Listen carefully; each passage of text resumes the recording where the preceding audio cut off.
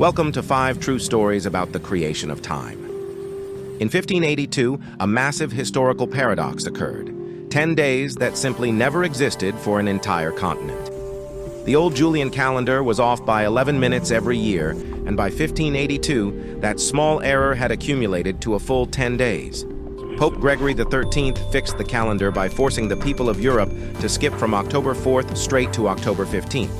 This change created immediate financial chaos. An example of this is many people feared their landlord would demand rent 10 days earlier. Despite the uproar, the calendar's superior accuracy eventually made the Gregorian calendar the universal standard we use today.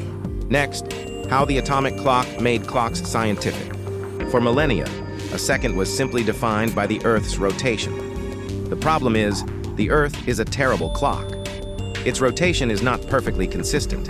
It speeds up and slows down. By the mid-20th century, physicists needed a precision the planet couldn't offer. In 1967, the world abandoned the sky and redefined the second based on the vibrations of a cesium-133 atom.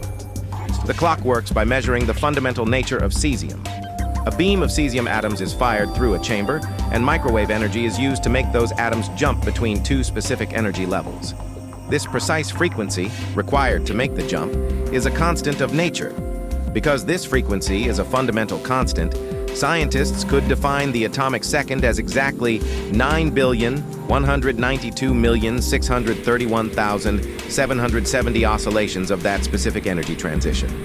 This atomic second is so stable, it won't lose a second in 300 million years. In fact, we sometimes have to add a leap second to clocks to keep them vaguely aligned with the slowing planet.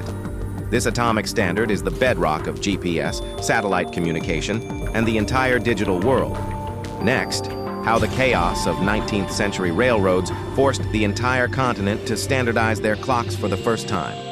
For thousands of years, every town ran on local time, set by the sun hitting its highest point, known as solar noon. But in the 19th century, this perfectly fine system became a disaster when fast, intercity railroads were introduced. Imagine a train arriving in a city. It's supposed to arrive at 4 p.m., but the station clock is 12 minutes ahead of the train's origin city. This massive network of local times made scheduling impossible, leading to chronic delays and even dangerous head-on collisions. The solution was not governmental, but administrative. In 1883, the major North American railroads simply drew 4 long vertical lines across the continent and unilaterally imposed 4 standard time zones. By doing this, they effectively forced the entire continent to standardize their clocks, ignoring local solar time for the sake of efficiency and safety. It was a quiet, revolutionary moment that led to the global time zones we use today. Next, the unseen moment of the new year. You may stay up to midnight to celebrate the new year, but have you ever stopped to think about what happens the moment the clock strikes midnight? The reality is that midnight on New Year's Eve is an elegant collective fiction. It's an invisible line of demarcation we invented. It's a purely cultural decision, not a scientific one like the atomic clock, or even a strictly solar one.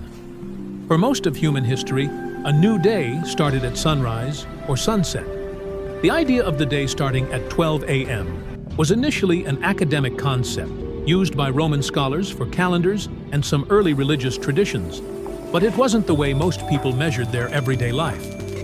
Furthermore, the very idea of a huge area sharing a single synchronized midnight is incredibly new.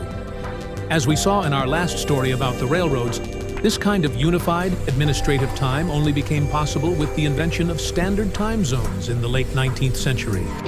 The moment you celebrate the new year is a global domino effect, a shared human ritual we created using those time zones to coordinate a worldwide event.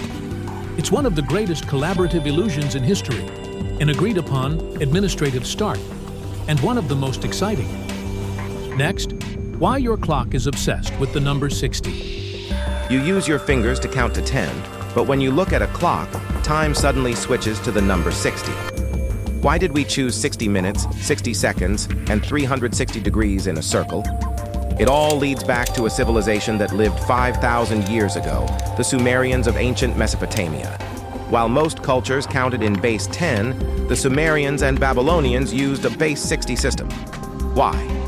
because the number 60 is an incredible mathematical workhorse.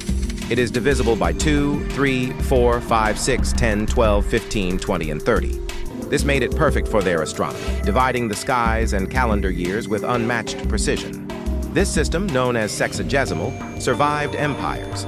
Greek astronomers like Ptolemy adopted it.